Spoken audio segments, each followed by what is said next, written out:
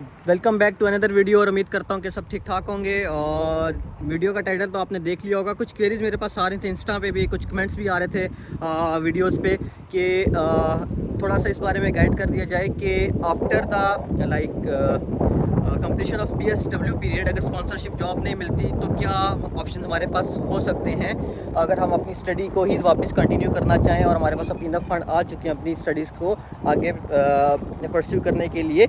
तो उसका क्या तरीकाकार होता है। देखें, जब आप यहाँ पे आते हैं बैचलर डिग्री पे या मास्टर डिग्री पे, तो अब जब आपकी डिग्री कंप्लीट हो जाती है एज़ पर टुडे, ठीक है, आज तक जितने भी कोर्सेज स्टार्ट हो चुके हैं या हो रहे हैं उनको 2 साल का PSW मिलता है, ठीक है। और जो PhD कंप्लीट करते हैं उसको 3 इयर्स का PSW मिलता है। जो जब आपको 2 साल का PSW मिलता है तो उस पर आप लोग अपने लिए स्पॉन्सरशिप जॉब ढूंढते हैं। आप अपने आप क्या कहते हैं कि आप सेल्फ एम्प्लॉयड हो सकते हैं, ठीक है। डिफरेंट बिजनेसेस में आप काम कर सकते हैं, अपना बिजनेस ओपन कर सकते हैं या स्पॉन्सरशिप जॉब ढूंढ सकते हैं। अगर इन द एंड आपको स्पॉन्सरशिप जॉब नहीं मिली और अपने जॉब करके या अपना कोई छोटा मोटा सेटअप करके इतना अर्निंग कर लिया कि आप लोग जो हैं दोबारा से अपनी स्टडी को कंटिन्यू करना चाहते हैं, बैचलर वाले मास्टर्स में जाना चाहते हैं या मास्टर्स वाले आगे नेक्स्ट PhD के लिए अपने कैरियर को लेकर जाना चाहते हैं, तो उनके लिए क्या ऑप्शन मौजूद होते हैं। देखें, जैसे ही आपका PSW पीरियड एंड होने वाला होता है, आपका वीज़ा पड़ा होता है, तो आप डिफरेंट यूनिवर्सिटीज़ में बैचलर वाले जो स्टूडेंट्स हैं वो मास्टर्स के लिए अप्लाई करना स्टार्ट कर देते हैं।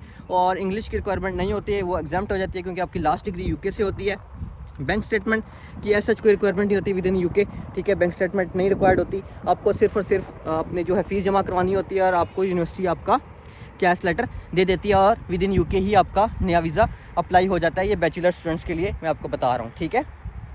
मास्टर्स वाले के लिए क्या ऑप्शन होता है, जिन्होंने मास्टर किया होता है और PSW पीरियड एंड हो चुका होता है और वो फिर मास्टर्स करना चाहते हैं तो वो दोबारा से मास्टर कर सकते हैं और यूनिवर्सिटीज़ को बता सकते हैं कि आप दोबारा से क्यों मास्टर करना चाह रहे हैं। फॉर एग्जांपल कि एक ने डाटा साइंस में या किसी भी डिग्री में कोर्स में डिग्री कंप्लीट की और मास्टर कंप्लीट किया और उसके बाद उसने प्रोजेक्ट मैनेजमेंट की एक डिग्री करनी है क्योंकि एक स्पेसिफिक फील्ड हो जाती है, तो आप उसमें परस्यू कर सकते हैं। कोई भी आपका जो भी आप देख सकते हैं, सेकंड मास्टर आप कर सकते हैं। आपका जो है SOP वो स्ट्रॉन्ग होना चाहिए कि आप दोबारा से क्यों मास्टर करना चाह रहे हैं। सेम यूनिवर्सिटी से करेंगे तब भी अच्छा, डिफरेंट से करेंगे तब भी अच्छा आप पे होता है, सेम से करेंगे तो आपको कुछ यूनिवर्सिटीज़ जो हैं डिस्काउंट दे देती हैं 25% तक फ़ीस में, वो आपको डिस्काउंट प्रोवाइड कर रही होती हैं, ठीक है। तो आप उसको अवेल कर सकते हैं। तो आपने करना क्या होता है कि अपने सेकंड मास्टर के लिए एडमिशन लेना होता है और इंग्लिश कोई IELTS वगैरह की वो नहीं होती, रिक्वायरमेंट नहीं होती, कोई बैंक स्टेटमेंट नहीं रिक्वायर्ड होती और आप लोगों का जो है काम चल जाता है और आप लोगों को कैश लेटर मिल जाता है, विद इन UK वीज़ा जो है स्विच हो जाता है, ठीक है।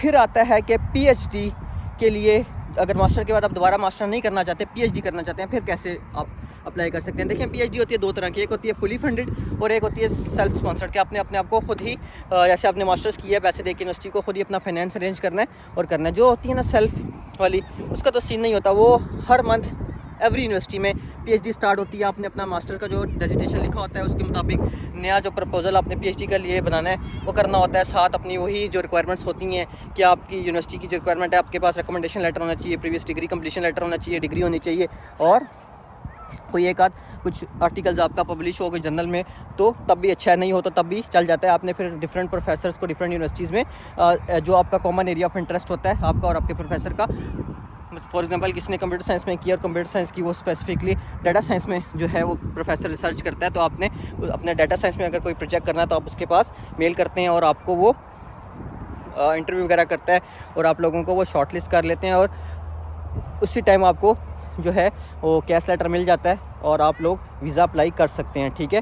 कोई इंग्लिश की रिक्वायरमेंट नहीं होती इसमें भी PhD के लिए। फिर सेकंड केस ये होता है कि आपको फंडेड स्कॉलरशिप चाहिए। जो फंडेड स्कॉलरशिप्स होती हैं उसमें ना कोई खर्चा नहीं होता, कोई फ़ीस नहीं होती यूनिवर्सिटी की, ठीक है। और आपने जो है आपकी यूनिवर्सिटी ही आपको स्पॉन्सर कर रही होती है क्योंकि यूनिवर्सिटीज़ के पास कुछ पेड प्रोजेक्ट्स होते हैं, तो उसी के मुताबिक वो आप लोगों को कुछ ना कुछ बीच में दे देती हैं, आपको रिसर्च में आपको अपना साथ रख लेती हैं, ठीक है। तो उसमें आपको कोई फंड वगैरह नहीं देने पड़ते यूनिवर्सिटी को और बल्कि यूनिवर्सिटी आपको पे करती है, डिपेंड करता है 1400, 1500, 1800 पाउंड्स पर मंथ पे करती है और आपको मास्टर्स की क्लासेज या एज अ टीचिंग असिस्टेंट उस यूनिवर्सिटी में साथ जॉब भी करनी होती है, तो आप वो भी ऑप्शन अवेल कर सकते हैं। लेकिन वो 2025 तक 26 तक बुक है। अभी 2024 में जिन्होंने डिग्रीज़ की हैं, मैंने कुछ यूनिवर्सिटी से पीएचडी के लिए पूछा था फंडेड स्कॉलरशिप्स के लिए, तो उन्होंने बताया कि 2025 तक कोई ऐसा प्रोजेक्ट नहीं है जिसमें हम आपको एडजस्ट कर सकें, उसके बाद अगर हुआ तो आपको हम मेल कर देंगे। तो इस तरह आपने देखना होता है, ऑप्शन शॉर्ट लिस्ट करने होते हैं अगर आपने यूके में रहना है तो, ठीक है, ये सीन होता है। अब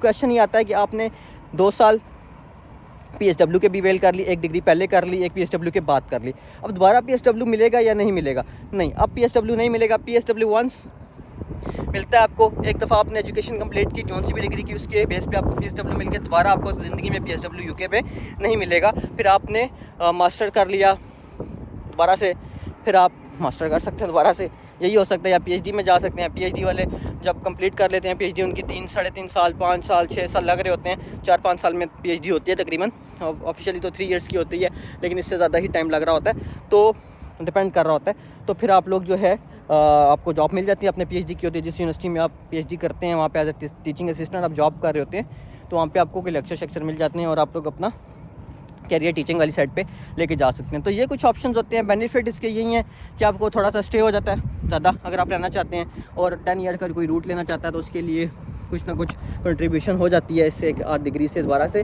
और नहीं तो फिर अगर आपने एक मास्टर कर लिया, वो किसी जेनेरिक सब्जेक्ट में था जिसकी डिमांड जो थी इतनी नहीं थी मार्केट में, फिर आपने एक टेक्निकल सब्जेक्ट में कर लिया तो जॉब मिल जाती है। ये आपका बेनिफिट हो सकता है। कॉस्ट पॉइंट ऑफ व्यू से यही है कि जो आपने पहला ख़र्चा किया है वही दूसरे मास्टर पे होना है, वही पीएचडी पे होना है, ठीक है। डिपेंड करता है कि आप कौन सी यूनिवर्सिटी से पीएचडी करना चाह रहे हैं, कौन सी यूनिवर्सिटी से मास्टर करना चाह रहे हैं। लेकिन ये कि कैश आपको जल्दी मिल जाता है, कोई आप कह लें कि पाकिस्तान नहीं जाना पड़ता, इधर से वीज़ा स्विच हो जाता है, और कोई बैंक स्टेटमेंट कोई ऐसा रिक्वायरमेंट नहीं होती, और ना ही इंग्लिश वगैरह चाहिए होती है, इंग्लिश आइल्स वगैरह चाहिए होता है। तो ये होता है, ये ऑप्शन आपके पास मौजूद होते हैं, स्टूडेंट्स करते हैं। अगर किसी ने पीएसडब्ल्यू कंप्लीट होने वाला है और वो अगर दोबारा से मास्टर करना चाहता है तो मुझसे रब्ता कर सकता है। कुछ यूनिवर्सिटीज़ के ऑप्शंस हैं मौजूद, ठीक है, आप लोगों का मैं करवा दूंगा, कोई इशू नहीं है इसमें, ठीक है। और पीएचडी का नहीं करवा सकता, पीएचडी का ऑफ कोर्स रिसर्च बेस्ड होते हैं और वो स्टूडेंट को खुद ही करना पड़ता है। हाँ, मास्टर करना है किसी ने तो हो जाएगा, ठीक है, कोई इशू नहीं है। आप लोग मुझे कांटेक्ट कर सकते हैं, इंस्टा पे, जीमेल पे कांटेक्ट कर सकते हैं। देन मैं आपके साथ अपना कांटेक्ट नंबर शेयर कर दूंगा, अगर आप मेरे से आगे प्रोसीड करवाना चाहते हैं तो ठीक है, नहीं तो जो इन्फॉर्मेशन आपको मैंने दी है उसकी बेस पर आप अपना डिसीजन ले सकते हैं। तो मिलते हैं किसी नेक्स्ट वीडियो में। और पीएसडब्ल्यू के वाले से जो अपडेट अभी तक तो कोई नहीं आई, ठीक है, कम हो रहा है या नहीं हो रहा है सितंबर इनटेक के लिए, तो ऑफकोर्स नहीं होगा, मे बी जनवरी से स्टार्ट हो, जनवरी 2025 से। तो देखते हैं क्या होता है। जो भी होम ऑफिस की तरफ से कोई आती है अपडेट तो उसको पढ़ के तो मैं आपके साथ शेयर कर दूँगा। और मिलते हैं किसी नेक्स्ट वीडियो में, तो अपना ख्याल रखें, तब तक के लिए अल्लाह हाफिज़।